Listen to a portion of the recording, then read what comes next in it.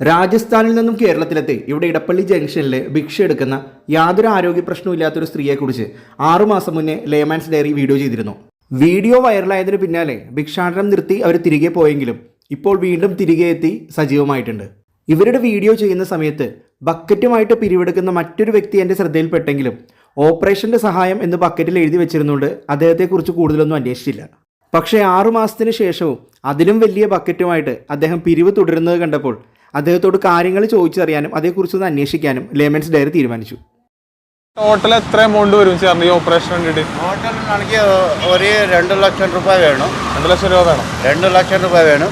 അപ്പോൾ പക്ഷേ നമുക്ക് ഒരേ ദിവസം കിട്ടില്ല. ഇവിടെ ഏതോ ഒരു 400 500 ഇവിടെ പിച്ചക്കാട് ರಾಜಸ್ಥಾನ ತಮಿಳ್ನಾಡು ആന്ധ്രയിലോ ಜಾಸ್ತಿ ಹಾಲುಂಟು. പക്ഷേ നമ്മൾക്ക് കിട്ടില്ല. ನಾವು ഇങ്ങനെ ജീവിക്കുമ്പോൾ నా కాలెల్లా కులి చెప్తే ഇവിടെ നോക്കൂ 2 ലക്ഷം രൂപ വേണോ അല്ലേ? 2 లక్షల రూపాయలు ఎలా పోయింది, ఎలా సెప్టిక్ అయిపోయింది. പക്ഷേ ఇందులో ఈ కేరళలో നമ്മൾക്ക് ನಾವು ഇവിടെ വന്ന് 13 വർഷമായി.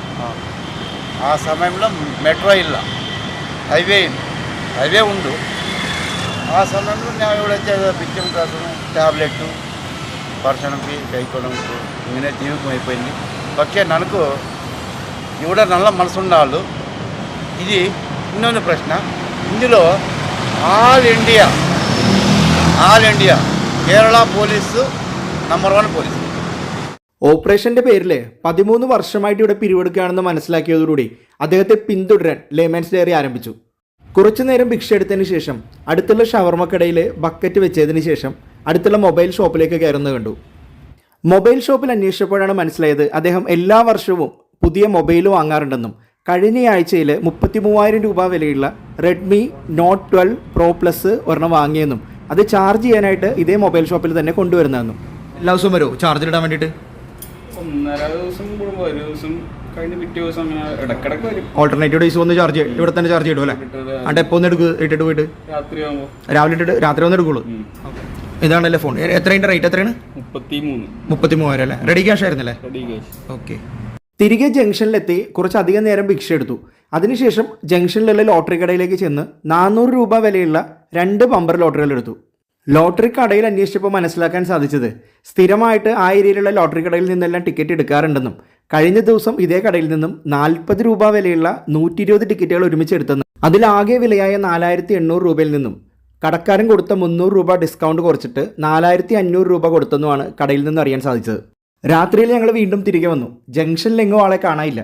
കുറച്ച് നേരത്തെ അന്വേഷണത്തിനൊടുവിൽ അടുത്തുള്ള ബാറിൻ്റെ മുമ്പിൽ മൊബൈൽ നോക്കിയിരിക്കുന്നത് കണ്ടു. അവിടെ നിന്നും മെട്രോ സ്റ്റേഷൻ അടുത്തുള്ള പാർക്കിംഗ് ലോട്ടിൻ്റെ മുന്നിലെ ഷവർമ്മ കടയിലേക്ക് വന്നു. അവിടെ കുറച്ചധികം നേരം മൊബൈലെല്ലാം നോക്കിയിരുന്ന് അവിടെ നിന്നൊരു ഷവർമ്മയും മേടിച്ച് കഴിച്ച് അടുത്തുള്ള ബസ് സ്റ്റോപ്പിലേക്ക് പോയി അവിടെ കിടന്നുറങ്ങി. ആ രാത്രി അങ്ങനെ കഴിഞ്ഞു. മറ്റൊരു രാത്രിയിൽ ഞങ്ങൾ വീണ്ടും വന്നു. പതിവ് പോലെ ആളെ ജംഗ്ഷനിലെങ്ങും കാണാനില്ല. മുന്നത്തെ ദിവസം കണ്ട ബാറിലുണ്ടാകുമോ എന്നൊരു സംശയം തോന്നി.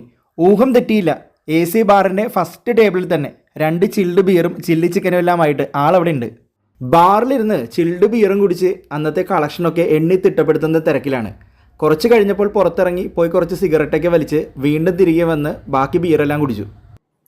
ബാറിൽ നിന്ന് നല്ലവണ്ണം കുടിച്ച് നേരെ നടക്കാൻ പറ്റാത്തൊരവസ്ഥയിലാണ് ബാറിൽ നിന്ന് പുറത്തേക്ക് ഇറങ്ങിയത്. തിരിച്ചു പോകുന്നതിന് മുന്നേ അണ്ണൻ കിടക്കുന്ന സ്ഥലമൊന്ന് പോയി കണ്ടേക്കാം എന്നോർത്ത് ചെന്ന് ഞങ്ങളെ അണ്ണൻ ഞെട്ടിച്ചു.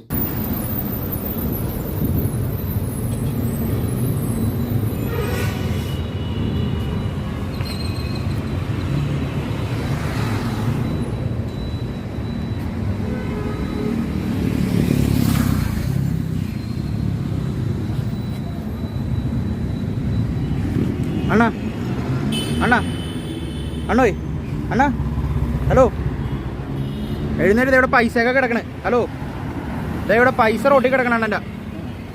അണ്ണോയ്, പൈസ ഇവിടെ പൈസ ഉണ്ട്. അതാരെങ്കിലും എടുത്തിട്ടോ? ഒരുപാട് പൈസ ഉണ്ട്. എങ്ങനെ റോട്ടിലിട്ട് പൈസ ലോട്ടറി ടിക്കറ്റ് ഒക്കെ അവിടെ ഇട്ടിട്ട് കിടന്ന ആൾക്കാർ എടുത്തിട്ടോ? മനസ്സിലായാ? എടുത്തു നോക്കിട്ടാ.